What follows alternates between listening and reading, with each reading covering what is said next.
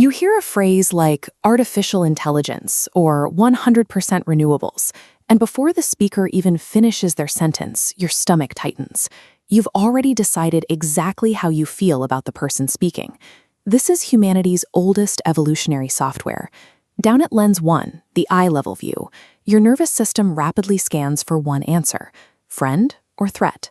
This instant response throws up defensive shields before our reasoning centers even hear the rest of the centers. When we stay at lens 1, we mistake a lightning-fast biological reflex for a rational assessment. We assume we've judged the argument, but we've actually only reacted to a word. If we pull the perspective back, we hit lens 2. This is where individual threat detection scales into a group framework. We begin categorizing every piece on the board into a strict us versus them system based on ideological colors. At this level, communication stops being about information and starts being about maneuvers.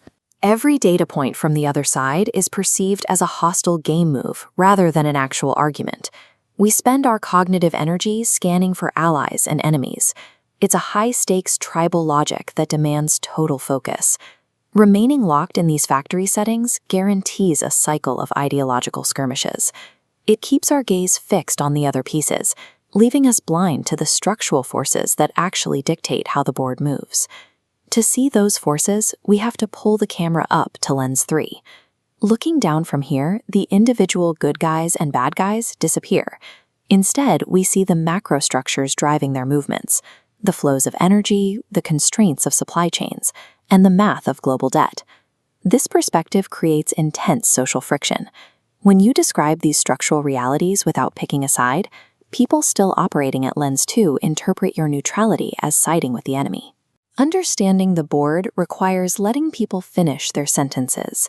Some of the most accurate descriptions of global systems come from those whose personal conclusions we might never agree with.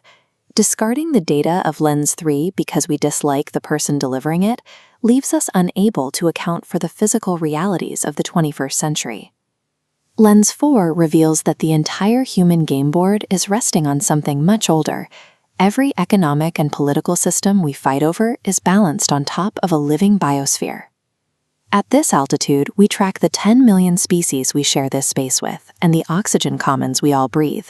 7 of the 9 critical planetary boundaries are now highlighting in red. These biological forces dwarf the eye-level ideological fights we focus on. Our tribal debates happen within a very narrow slice of deep time. Looking through lens 4, we see that an ideological victory on the board provides zero protection if the biosphere beneath it can no longer support the weight of the game. Lens 5 provides the widest view, scanning the horizon for a destination called the Long Repair. It is a simpler game board waiting in the distance. The primary task is engineering a pathway between these boards, navigating complexity without triggering a total systemic collapse. There's a risk to this macro view. Staring at planetary boundaries and deep time shifts without finding a way to act can quickly lead to apathy. A structural view of the future only becomes useful when it is paired with the motivation to move our individual pieces forward today. We don't need to delete our evolutionary factory settings. Empathy and tribal belonging are part of being human, and they serve a purpose at the eye level of lens 1. However, we're trying to manage a globalized, resource-constrained world using neurological equipment designed for local survival. This mismatch between our ancient biology and our modern global impact creates a bottleneck that requires a deliberate shift in how we process reality.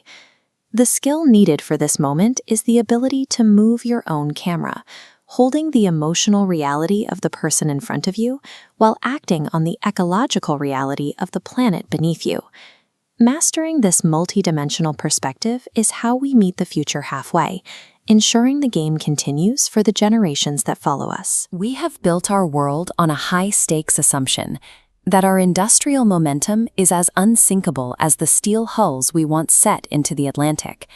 But the elephant in the room has grown too large to ignore, moving out of our private shadows and into the center of our lives.